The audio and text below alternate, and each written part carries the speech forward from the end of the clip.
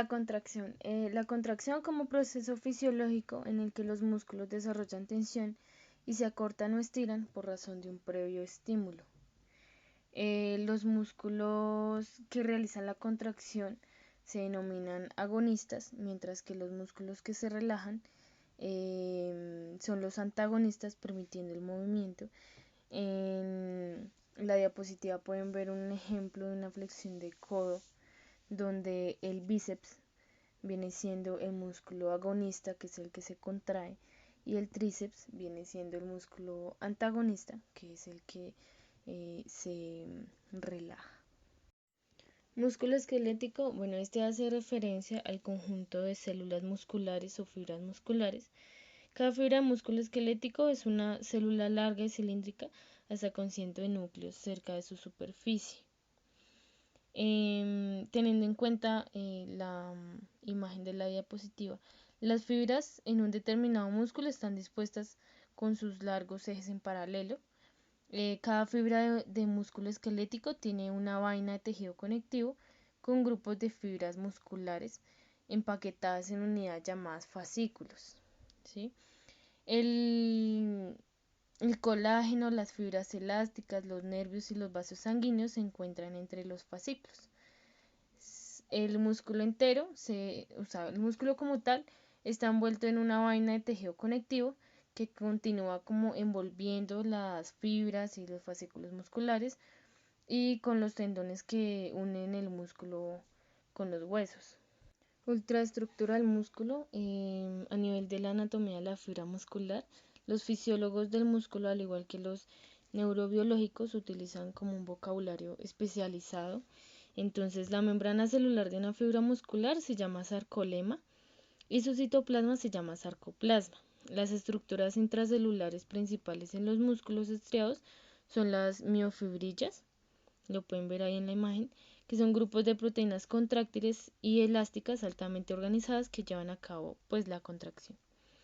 Los músculos esqueléticos también cuentan con un retículo sarcoplasmico extenso, una forma de retículo endoplasmático modificado que envuelve cada miofibrilla como lazo. Entonces ahí en la imagen pueden ver como la zona azul, ese viene siendo el retículo sarcoplásmico. Este consiste en túbulos longitudinales con unas regiones llamadas cisternas terminales. Estas cisternas se encuentran adyacentes a una red de túbulos transversos ramificados, también conocidos como túbulos T, y están estrechamente asociados a ellos. Un túbulo T y sus dos cisternas terminales laterales se denominan tríada. Las membranas de los túbulos T son una combinación de las membranas de la fibra muscular, lo cual hace que la luz de los túbulos T se continúa con el líquido extracelular. Entonces, los túbulos T permiten a los potenciales de acción moverse rápidamente desde la superficie celular hasta el interior de la fibra, de modo que lleguen a las cisternas terminales casi simultáneamente. Sin los túbulos T, el potencial de acción llegaría al centro de la fibra solo mediante su conducción a través del citosol, un proceso más lento y menos directo que aumentaría el tiempo de respuesta a la fibra muscular. ¿Listo? El citosol entre la miofibrilla contiene muchos gránulos de glucógeno y muchas mitocondrias. El glucógeno, la forma de acumulación de glucosa ya en los animales, es una fuente de energía de reserva. Las mitocondrias proporcionan una gran parte del ATP necesario para la contracción muscular a través de la fosforilación oxidativa de glucosa y otras biomoléculas. Una fibra muscular contiene 1000 miofibrillas o más, las cuales ocupan la mayor parte del volumen intracelular, dejando poco espacio para el citosol y los orgánulos.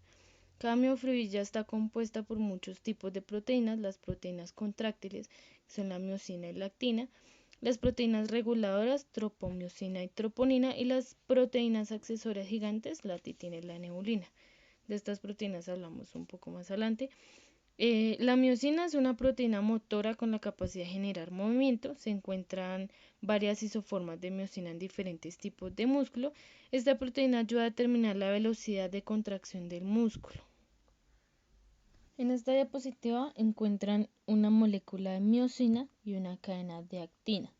Entonces, la molécula de miosina hace referencia a filamentos gruesos. Como anteriormente se mencionó, la miosina es una proteína motora con la capacidad de generar movimiento. Cada molécula de miosina está formada por cadenas proteicas que se entrelazan para formar una larga cola y un par de cabezas con forma de renacuajo. La cola en forma de bastón es rígida, pero las cabezas de miosina sobresalientes tienen una bisagra elástica donde se unen a las colas y esta región bisagra permite a las cabezas pivotar sobre su punto de unión, ¿sí? Cada cabeza de miosina tiene dos cadenas proteicas, una cadena pesada y una cadena ligera, más pequeña. La cadena pesada es el dominio motor que une ATP y utiliza la energía de su enlace fosfato de alta energía para generar movimiento. Debido a que el dominio motor actúa como una enzima, se le considera un ATPasa de miosina. La cadena pesada también contiene un lugar de unión para la actina. En el músculo esquelético, alrededor de 250 moléculas de miosina se unen para generar un filamento grueso, a lo que se le denomina la molécula de miosina. Cada uno de estos filamentos está compuesto de tal forma que las cabezas de miosina están agrupadas en cada uno de sus extremos y su región central en un conjunto de colas de miosina. Por otro lado, la actina es una proteína que forman los filamentos delgados de la fibra muscular. Una molécula de actina es una proteína globular representada, pues, o sea, lo que pueden ver ahí en la figura F, que es la cadena de actina, es representada como por una bola redonda, ¿sí? Lo que ven ahí. Habitualmente en múltiples moléculas de actina se polimerizan para formar largas cadenas y filamentos llamados actina. Bueno, en esta diapositiva hablamos más de como tal, la estructura del sarcómero. Entonces tenemos, si notan la imagen, tenemos disco Z, línea M, banda A, zona H y banda I. ¿Listo? Entonces, un sarcómero está compuesto por dos discos Z y los filamentos entre sí. Los discos Z son estructuras proteicas en zigzag que actúan como sitio de inserción para los filamentos delgados. Entonces, el sarcómero como tal es lo que va del disco Z al disco Z. Ese es el sarcómero. ¿Listo? Cuando hablamos de filamentos delgados, hacemos referencia a los filamentos de actina. ¿Listo? Que ya hablamos anteriormente. Las bandas I, estas son las bandas de color más claro del sarcómero y representan una región ocupada únicamente por filamentos delgados, filamentos de actina. El nombre I es una abreviatura isotrópica, una descripción de los primeros microscopistas, que significa que esta región refleja la luz uniformemente bajo un microscopio de luz polarizado.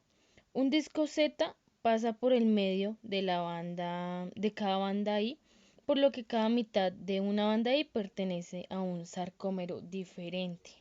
¿Listo? Pasamos a hablar a la banda A. Esta es la banda más oscura del sarcómero y comprende toda la longitud de un filamento grueso, que hace referencia a los filamentos de miosina. ¿Listo? En los bordes externos de la banda A, los filamentos delgados y gruesos se superponen. El centro de la banda A está ocupado únicamente por filamentos gruesos. El nombre A es una abreviatura de anisotrópica, lo que significa que las fibras proteicas en esta región dispersan la luz de manera no uniforme. ¿Listo? Pasamos a hablar a la zona H.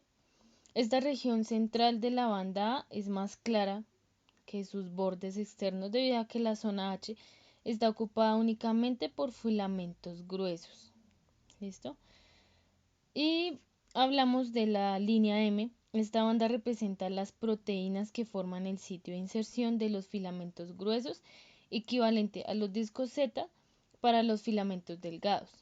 Cada línea M divide una banda A por la mitad. La M es la abreviatura de la palabra alemana Mistel, que significa el medio. Entonces, tenemos que que la banda I está formada solo por actina. ¿Listo? Que la zona H está formada solo por miosina. Que la línea M conforma miosina unida a proteínas accesorias. Y la banda A, cuando la actina y la miosina se superponen. En esta diapositiva pronto pueden interpretar un poco mejor lo anteriormente explicado. Este es un sarcómero teniendo en cuenta un músculo relajado. ¿Listo? O sea, acá no está contraído, está relajado. En esta diapositiva ya se puede ver que el sarcómero se acorta. ¿Sí? Esto es lo que pasa durante la contracción.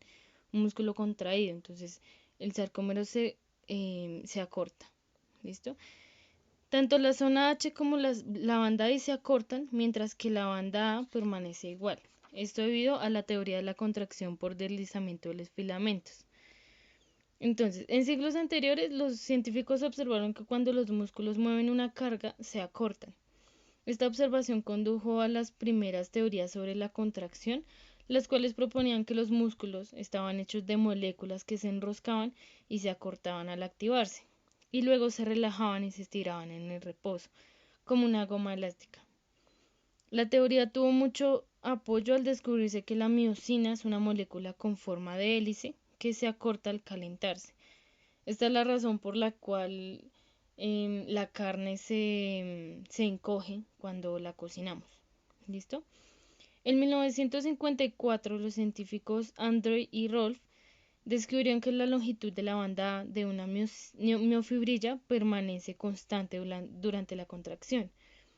Debido a que la banda A representa el filamento de miosina, Huxley y Rolf se dieron cuenta que el acortamiento de la molécula miosina no podía ser la causa de la contracción. Luego propusieron un modelo alternativo, que es la teoría de la contracción por deslizamiento de los filamentos. En este modelo, los filamentos superpuestos de actina y miosina de longitud fija se deslizan unos respecto a otros en un proceso que requiere energía, resultando en la contracción muscular. Si se examina una miofibrilla en reposo, se observa que dentro de cada sarcómero los extremos de los filamentos gruesos y delgados se superponen un poco. En el reposo, un sarcómero tiene una banda I, que son formados filamentos delgados únicamente, ¿no? Una banda I grande y una banda A cuya longitud es la del filamento grueso. Cuando el músculo se contrae, los filamentos gruesos y los delgados se deslizan unos respecto a los otros. Los discos Z del sarcómero se acercan entre sí y a medida que el sarcómero se acorta, la banda I y la banda H, que son regiones donde la actina y la miosina no se superponen en el músculo en reposo, casi desaparecen. ¿Listo? O sea, la banda I y la zona H casi que desaparecen. A pesar del acortamiento del sarcómero, la longitud de la banda A se mantiene constante. Estos cambios son consistentes con el deslizamiento de los filamentos delgados de actina a lo largo de los filamentos gruesos de miosina, a medida que los filamentos de actina se mueven hacia la línea M, hacia el centro del sarcómero. El nombre de la teoría de la contracción por deslizamiento de los filamentos proviene de este proceso. Esta teoría explica cómo pueden contraerse los músculos para generar fuerza sin generar movimiento. Por ejemplo, si usted empuja una pared, genera tensión en muchos músculos de su cuerpo sin moverla. Claro está. De acuerdo con la teoría de la contracción por deslizamiento de los filamentos, la tensión generada en una fibra muscular es directamente proporcional al número de puentes cruzados entre los filamentos gruesos y delgados, que ya hablaremos de eso. Titina y nebulina. Bueno, decimos que las moléculas de actina y miosina forman un entramado de filamentos delgados y gruesos paralelos y superpuestos, mantenidos en su lugar por sus inserciones en las proteínas del disco Z y en la línea M, como se explicó anteriormente. Cuando se lo observa desde un extremo, cada filamento delgado está rodeado por 3 filamentos gruesos y 6 filamentos delgados rodean cada filamento grueso, ¿sí? El correcto alineamiento de los filamentos dentro de un sarcómero viene asegurado por 2 proteínas, lo que es la titina y la nebulina, que ya la pueden interpretar en la figura, en la diapositiva. La titina es una molécula elástica enorme y la proteína más grande, compuesta por más de 25.000 aminoácidos. Una molécula de titina individual se prolonga desde un disco Z hasta la línea M. La titina tiene 2 funciones: estabilizar la posición de los filamentos contráctiles y su elasticidad devuelve el músculo estirado a su longitud de reposo. La titina recibe ayuda de la nebulina, una proteína gigante no elástica que se dispone a lo largo de los filamentos delgados y se adhiere al disco Z. La nebulina ayuda a alinear los filamentos de actina del sarcómero. Entonces, decimos que la titina y la nebulina son proteínas accesorias gigantes. La titina cubre la distancia entre un disco Z y su línea M vecina. La nebulina, que se dispone a lo largo de los filamentos delgados, se adhiere a un disco Z, pero no llega hasta la línea M. Entonces, interpretando la imagen, teniendo en cuenta la imagen, la nebulina ayuda a alinear la actina, entonces la nebulina hace referencia como si estuviera dentro del filamento delgado y la titina como si estuviera dentro del filamento grueso, ¿sí? Como la franja verde hace referencia a la nebulina y la titina, y la titina proporciona elasticidad y estabiliza la miosina. Troponina y tropomiosina. Bueno, en esta diapositiva se va a hablar de los puentes cruzados, lo que anteriormente se mencionó. Entonces dice que el movimiento de los puentes cruzados de miosina proporciona la fuerza que empuja los filamentos de actina durante la contracción. ¿Listo? En el músculo, las cabezas de miosina se unen a las moléculas de actina, las cuales una señal de calcio inicia el golpe de fuerza. En la figura que ven allí, los círculos verdes hacen referencia al calcio. ¿Listo? En el lado derecho. Ese es hace referencia al calcio. Entonces, dice que una señal de calcio inicia el golpe de fuerza en el que los puentes cruzados de miosina pivotan y empujan los filamentos de actina hacia el centro del sarcómero. Al final del golpe de fuerza, cada cabeza de miosina libera la actina. Luego rota hacia su posición inicial y se une a una nueva molécula de actina, lista para comenzar otro ciclo contráctil. Del ciclo contráctil hablamos un poco más adelante y es como todo lo que hemos estado explicando, ¿vale? Entonces dice que durante la contracción no todas las cabezas se despegan de la actina al mismo tiempo. De ser así, las fibras volverían a su posición inicial, al igual el golpe de fuerza se repite muchas veces durante la contracción de la fibra muscular. Las cabezas de miosina se unen, empujan y se desprenden de las moléculas de actina una y otra vez a medida que los filamentos delgados se desplazan hacia el centro del sarcómero, hacia la línea M. ¿De dónde proviene la energía para dar el golpe de fuerza? Esta proviene del ATP. La miosina convierte la energía del enlace químico del ATP en energía mecánica para el movimiento de los puentes cruzados. La miosina es una ATPasa que hidroliza ATP para formar ADP y fosfato inorgánico, que es lo que muestra en la figura. La energía liberada por la hidrólisis del ATP es atrapada por la miosina y almacenada como energía potencial en el ángulo formado entre la cabeza de miosina y el largo eje del filamento de miosina. Se dice que las cabezas de miosina en esta posición están amartilladas o listas para rotar. La energía potencial de las cabezas amartilladas se convierte en energía cinética durante el golpe de fuerza que desplaza la actina. Entonces, teniendo en cuenta la diapositiva, la imagen de la diapositiva, tenemos al lado izquierdo el estado de relajación. La cabeza de miosina amartillada, ¿cierto? La tropomiosina bloquea parcialmente el lugar de unión en la actina. La tropomiosina es como la franja azul que ven allí, ¿no? Hace referencia a la tropomiosina. Entonces, la tropomiosina bloquea parcialmente el lugar de unión a la actina y la miosina está unida débilmente a la actina. ¿Listo? O sea, no está como tal unida. Al lado derecho se ve el inicio de la contracción, una señal de calcio que inicia la contracción. Entonces, los niveles de calcio en citosol aumentan. De allí el calcio se une a la troponina, que es TN en la imagen. De allí la tropomiosina se desplaza, exponiendo el lugar de unión de la actina. De allí la miosina se une estrechamente a la actina y completa el golpe de fuerza, generando que la actina se mueva. En esta diapositiva vemos el ciclo contráctil. Tengan en cuenta que el ciclo va hacia la derecha.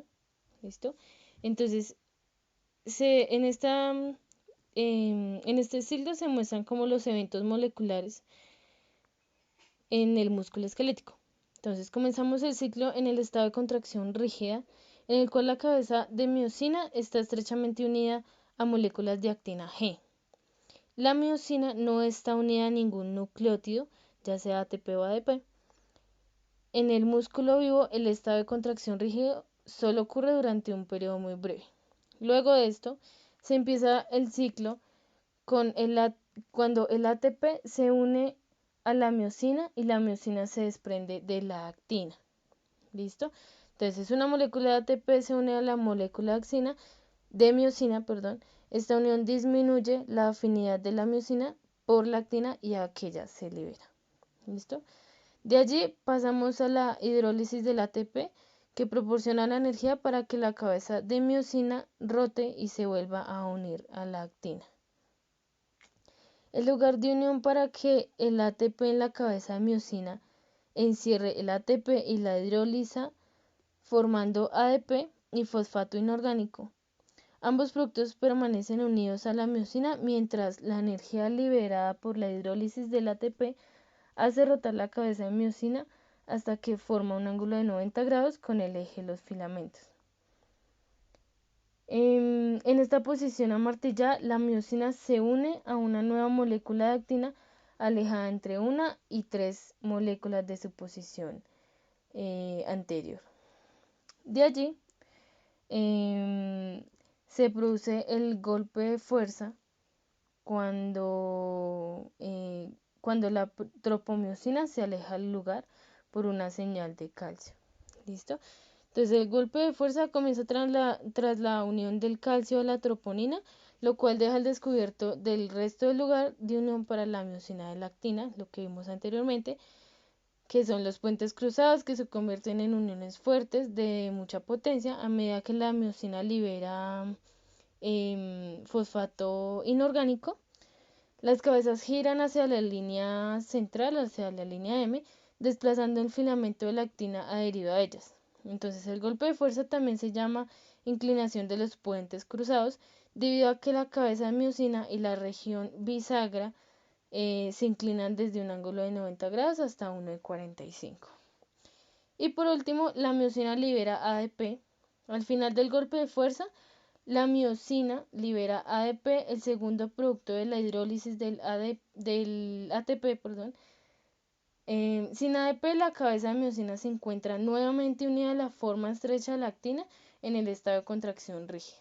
El ciclo está listo para comenzar nuevamente el ciclo, perdón lo redundante, a medida que un nuevo ATP se une a la miosina. Bueno, en esta diapositiva hablaremos de hormonas. Hay dos categorías principales de hormonas. Están las esteroideas y las polipeptídicas.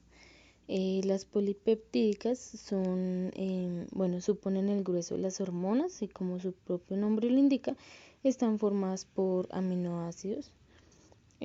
Son hidrosolubles, lo que facilita su transporte en la circulación, pero no son liposolubles, lo que hace que no puedan atravesar la capa exterior de la célula, la membrana citoplasmática. Por ello, el receptor para este tipo de hormonas se encuentra sobre dicha membrana o embebida en la misma. Una vez se produce la interacción, se necesita como de un segundo mensajero, pues llamado por el receptor hormonal, que transmita la información al núcleo celular. Las esteroideas, en cambio, si son liposolubles, derivan del colesterol. Esto les permite atravesar ellas solas la membrana celular para ya una vez dentro unirse al receptor formando un complejo hormona-receptor antes de alcanzar el ADN celular. Bueno, en el caso del entrenamiento puede ser, por ejemplo, una tensión mecánica en la célula muscular al levantar un peso. Entonces la idea es, en el caso que nos ocupa, que la fibra, o lo que es lo mismo, la célula muscular, sea capaz de adaptarse a la exigencia. A eso se le conoce como el síndrome de adaptación general de Selye, que no es más que las etapas por las que puede pasar un organismo antes de un estresor, que es la fase de alarma, resistencia, agotamiento. Bueno, cuando se produce una alteración en el tejido muscular debido al ejercicio, se produce una serie de concatenaciones químicas, lo que quiere decir que sube la concentración de hormonas en sangre, así como la sensibilidad en los tejidos diana. Esto facilita la interacción con los receptores, facilitando así la respuesta ante el efecto del ejercicio. Según las complejas interacciones que se produzcan, puede predominar los procesos de síntesis proteica, anabolismo de proteínas mediante aminoácidos, o de degradación proteica, catabolismo muscular, ruptura de proteínas a aminoácidos. Bueno, en la tabla que ven en la diapositiva, se encuentra como una pequeña porción de las hormonas relacionadas con las instrucciones del músculo. Entonces, más relevante la relación, las hormonas que más como que se relacionan con la fuerza e hipertrofia, y dentro de ellas destacamos la testosterona, que de todas es como la que marca como la más relevante. Entonces, la función principal de esta es la de promover la síntesis y secreción de hormona proteica llamada factores de crecimiento similares a la insulina. Entonces, la secreción de esta hormona, por lo tanto, se debe a una previa interacción con los tejidos DINA de esta, entre ellos el hígado, músculo esquelético, cartílago, huesos y otros. Las funciones que desempeñan son múltiples, que en términos deportivos podemos destacar. Por ejemplo, promueven el crecimiento celular por medio de la captación de aminoácidos y la aceleración de síntesis de proteínas. Con tal motivo también disminuye la degradación proteica. Esta también genera un aumento en el consumo de ácidos grasos para obtener ATP.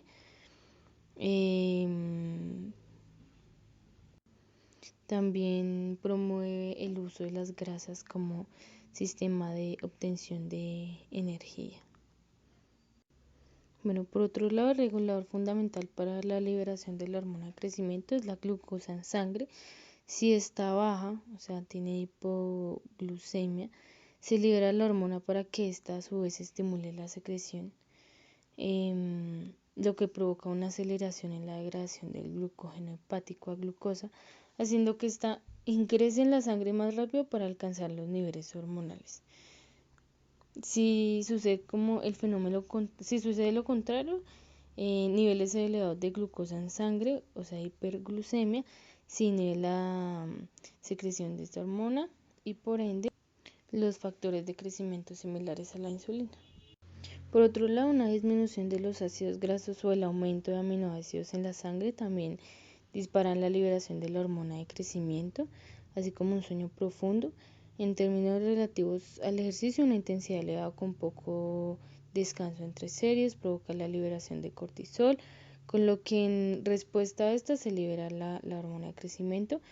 La regulación a la baja o alza dependerá de muchos factores y el tratamiento con esta hormona de crecimiento es caro y tiene efectos secundarios no deseados como retención de líquidos, dolores articulares y musculares, azúcar elevado en sangre, ginecomastia, que es el crecimiento de los pechos en hombres, hipertensión, crecimiento del corazón e incluso cáncer de colon. Cuanto mayor sea el desconocimiento sobre su uso, mayor pues será el riesgo de padecer este tipo de problemas.